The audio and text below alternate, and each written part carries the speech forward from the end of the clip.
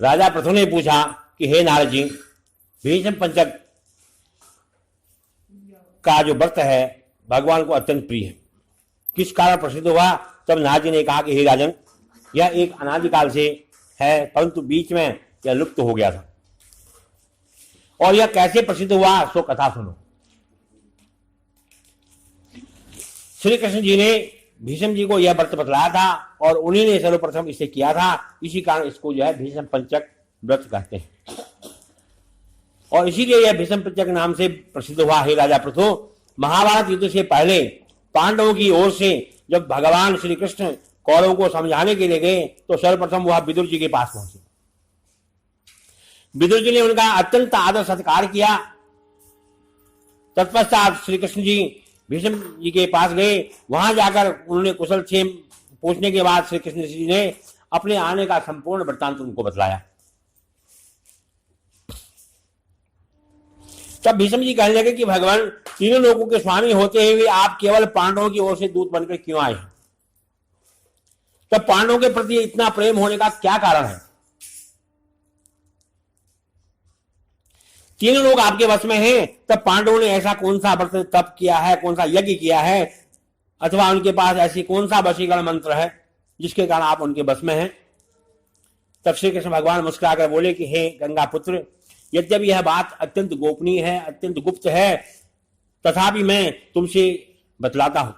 दरअसल उन्होंने एक ऐसा व्रत किया है जो मुझको अत्यंत प्रिय है, इसी के कारण मैं उनके वशीभूत हूं। अब तुम उसका वृतांत सुनो। प्राचीन काल में उज्जैन नामक नगरी में कवि, शुचि, दृढ़, दंत और हंस नाम के 5 ब्राह्मण रहा करते थे। वे सभी वेदों के ज्ञाता थे, युवा थे, रूपवान थे और गंधर्व विद्या में अत्यंत निपुण थे। वे सभी दिशाओं में भ्रमण करके अपनी गान विद्या के द्वारा पर्याप्त धन प्राप्त किया करते थे। एक बार वे मथुरापुरी में सुवीर नामक राजा के दरबार में पहुंचे। संगीत कला में निपुण होने के कारण उन्होंने राज्यसभा में इसका प्रदर्शन करने की इच्छा प्रकट की। वे 4 दिन उपवास करके परम पवित्र यमुना जी में स्नान करते रहे। फिर उन्होंने किसी से राजा का संपूर्ण वृत्तांत सुना तो उन्होंने बताया कि राजा की कादम्बरी नाम की अत्यंत सुंदर भोग पत्नी है। वह संगीत विद्या में बहुत निपुण है, मधुर कंठी है, नृत्य में अत्यंत प्रवीण है, रूप, लावणी और यौवन में अद्वितीय है। वह प्रतिदिन राजा के सम्मुख एकांत में नृत्य और गायन करती है। यह सुनकर वे पांचों एक ऐसे स्थान पर जाकर खड़े हुए कि जहां से कादम्बरी के नृत्य और ताल का शब्द सुनाई दे। फिर राजा के पास आने जाने वाले जो थे उनके समीप में जाकर कहने लगे, बड़े दुख की बात है कि आपके राजा के पास नृत्य कला को जानने वाला कोई नहीं है। वीणा में तार बराबर नहीं है, 2 तार ढीले हैं और बाजे पर नृत्य भी शुद्ध नहीं हो रहा। यह बात किसी ने राजा से जाकर कह दी। राजा ने वहां पर कादम्बरी का जो नृत्य हो रहा था उन 5 को बुलाया। वहां पहुंचकर उन्होंने राजा को आशीर्वाद दिया और बैठ गए। कादम्बरी ने उनको संगीत विद्या में अति निपुण जानकर विशेष नृत्य किया। तब उसने चक्र में ताल दिया तो उन ब्राह्मणों ने उसको रोक दिया, मगर चक्र खंडित ना हो उसने चक्र छोड़ करके योग्य ताल दिया। चक्र खंडित नहीं किया और कादम्बरी के इस गुण से, इस रूप आदि को देख करके 5 उस पर जो है मोहित हो गई। कादम्बरी भी उन 5 को देख करके मोहित हो गई।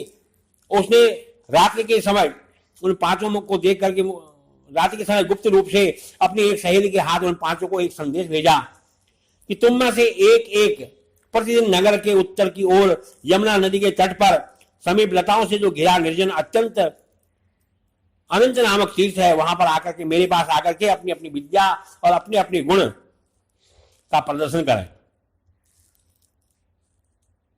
उस समय मैं भी अपनी वीणा तथा राग का कौशल दिखाऊंगी। भगवान कहते हैं कि हे भीष्म जी, एक ब्रह्मचारी जो मेरा भक्त था, दुष्ट संगत से बचने के लिए गांव में अत्यंत दूर रहता था। उन दिनों वह भी भीष्म पंचक का व्रत कर रहा था और देवालय में मेरा पूजन किया करता था। कार्तिक शुक्ला एकादशी के दिन उन संगीत के ब्राह्मणों में से कवि नाम का जो ब्राह्मण था उस देवालय में आया। कादंबरी भी वहां पर पहुंची।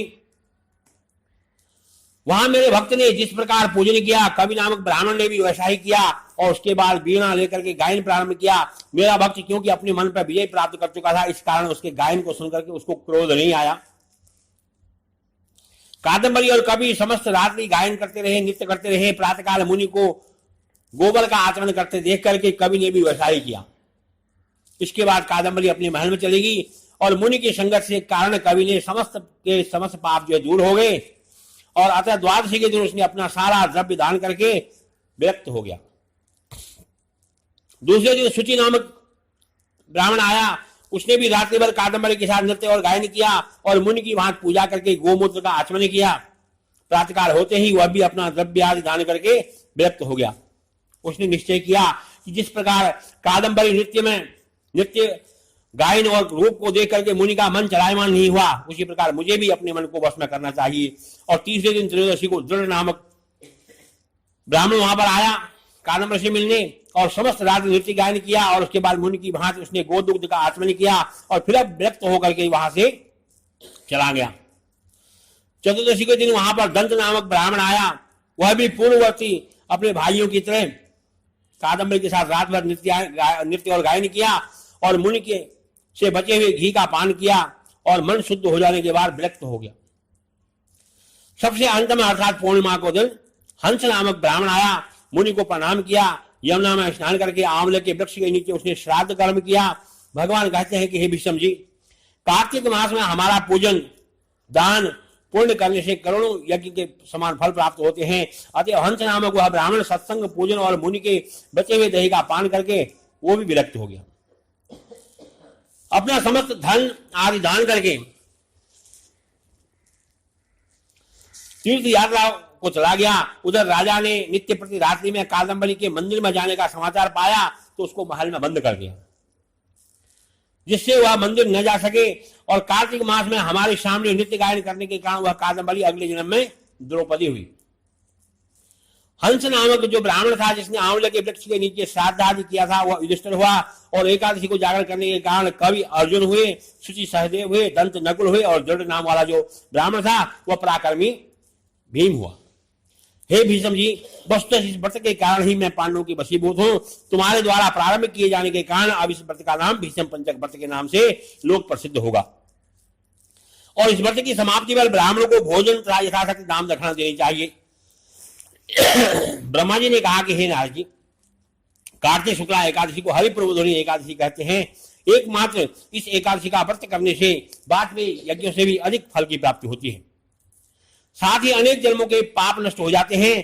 चातुर्मास 4 महीने का जो व्रत होता है इसी दिन संपन्न किया जाता है। और इस दिन व्रत करने वाला ओम नमो भगवते वासुदेवाय इस मंत्र का जाप करे, रात्रि में जागरण करे तो उसे वर्ष की समस्त एकादशी के फल की प्राप्ति होती है। भीष्म पंचक व्रत कार्तिक शुक्ला एकादशी से प्रारंभ होकर के पूर्णमासी को संपन्न हो जाते हैं। इस दिन ऋषि और पितरों का तर्पण करना चाहिए। भीष्म पंचक व्रत में वसु के अवतार शांतनु नंदन चंद्रवंश में उत्पन्न व्याघ्रपाद गोत्र संस्कृत प्रवर संतति रहित गंगा पुत्र जो भीष्म हैं उनको सत्यव्रत ध्यान करने वाले आजन ब्रह्मचारी भीष्म जी का प्रतिदिन उनका तर्पण करना चाहिए। इससे वर्ष भर के पाप जो है नष्ट हो जाते हैं। भीष्म पंचक व्रत करने वाला पूर्णमासी व प्रतिपदा एकम को खीर का भोजन ब्राह्मणों को करावे, यथाशक्ति दाम दक्षिणा देकर के उन्हें संतुष्ट करे, तत्पश्चात स्वयं भोजन करे। बोल कार्तिक महात्म की जय।